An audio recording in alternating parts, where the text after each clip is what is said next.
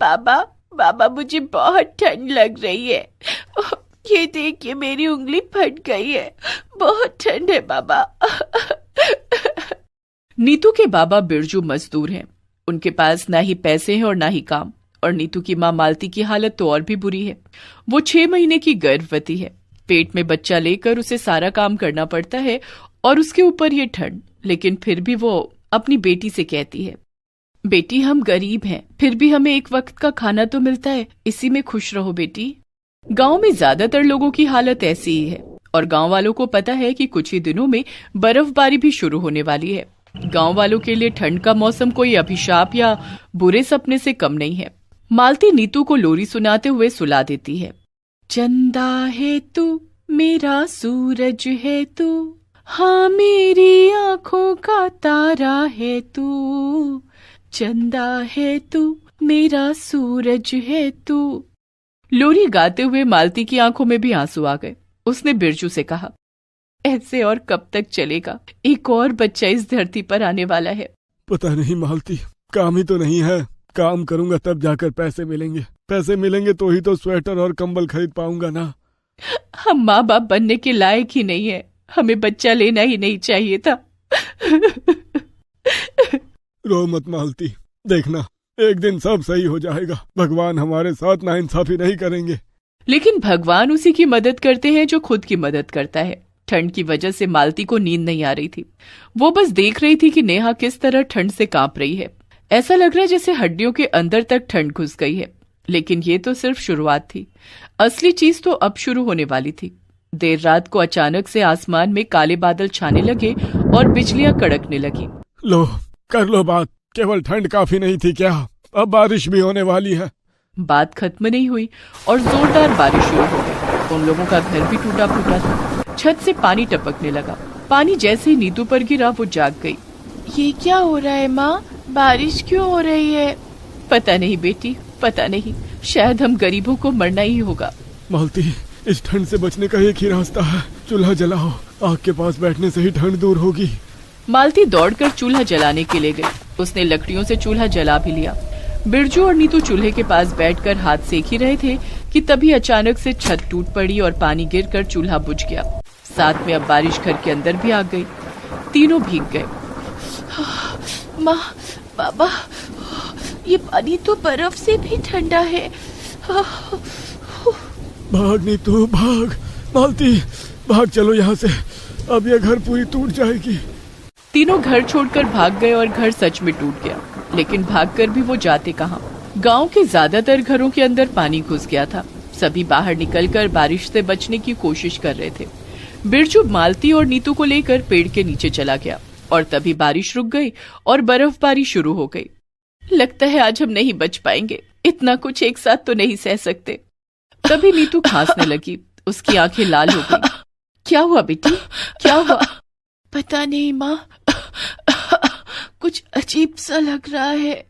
बिरजू ने नीतू के गाल पर हाथ रखकर देखा और कहा, ये क्या? नीतू को तो बुखार आई है। हे भगवान, अब मैं क्या करूं? मैं इसका बाप हूँ, मैं इसे कैसे बचाऊं? मालती नीतू को गोद में लेकर कस के पकड़ी रही। इसी तरह वो रात गुजर गई। नीतू किसी भी तरह जिंदा तो बच गई, लेकिन उसे बहुत ज्यादा बुखार था। सुबह बिरजू ने देखा कि गांव के लगभग सभी घर टूट गए हैं और जो बचा खुचा है उनकी भी हालत बहुत खराब है। गांव वाले बैठकर रो रहे थे। हे भगवान, अब हम कहाँ रहेंगे? ठंड से कैसे बचेंगे? इससे तो अच्छा हमें मार डालते भगवान। बच्चे रो रहे थे। नीतू की हालत भी बहुत खराब थी। बिरजू से ये सब देखा नहीं जा रहा था। उसने गांव के बाकी मर्दों को साथ लिया और सेठ के पास चला गया। माधव सेठ इस गांव में सबसे ज्यादा अमीर इंसान था।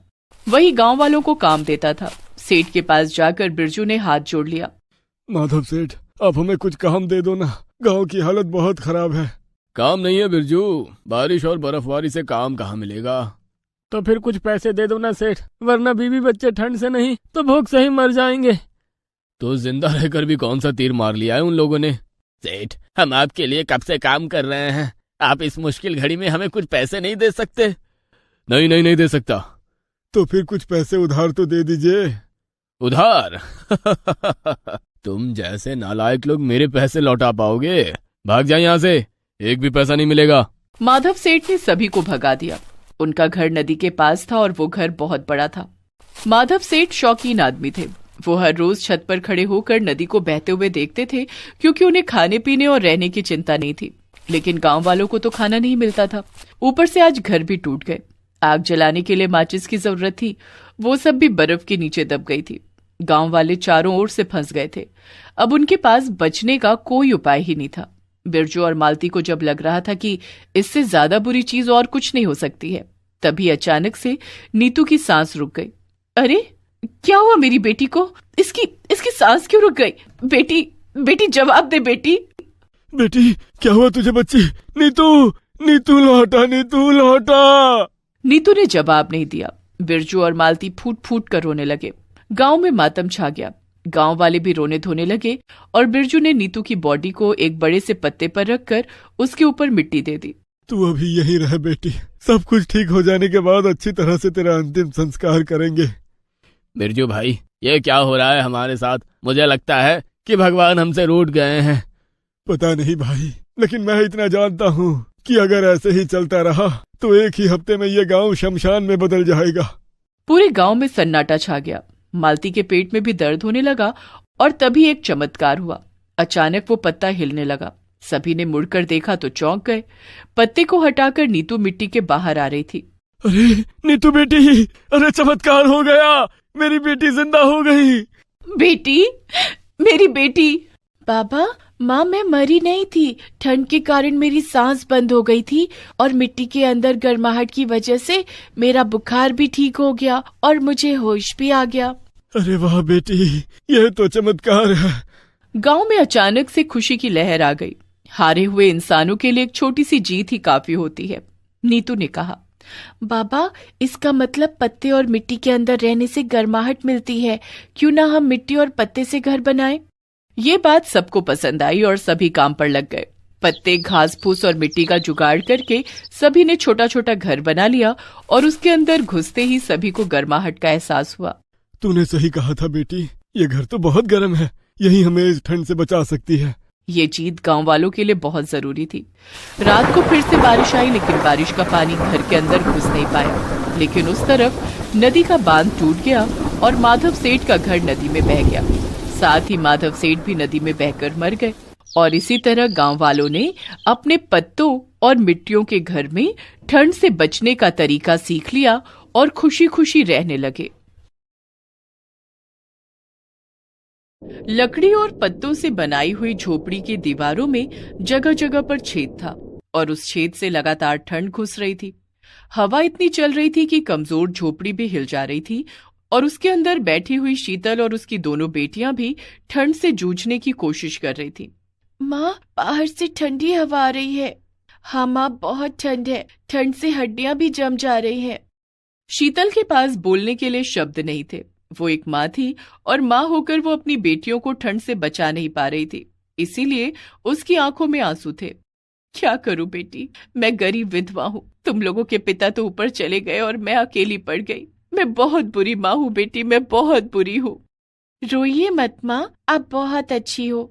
हाँ माँ, आप तो बेस्ट माँ हो, बस ये ठंड का मौसम बड़ा बदमाश है।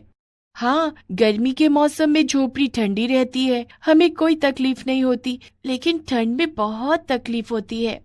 मैं भगवान से रोज प्रार्थना करती हूँ बेटी, हे भगवान ये ठंड कम कर दो। ठंड में मेरी बेटियों को तकलीफ होती है लेकिन कुछ होता ही नहीं। ठंड तो अभी बढ़ने वाली है माँ, मैंने सुना है कि बर्फ का तूफान भी आने वाला है। तब क्या होगा माँ, हम तो बर्फ में दब जाएंगे और मर जाएंगे। ऐसी जिंदगी से तो मौत ही अच्छी है। तीनों माँ बेटी ऐसे ही बैठकर दुख बांटने लगी। दुख इतना था कि बांटने के बाद भी कम नहीं होता था। पूरी रात तीनों सो नहीं पाई। अगले दिन सुबह धूप निकली और तीनों काम पर निकल गए।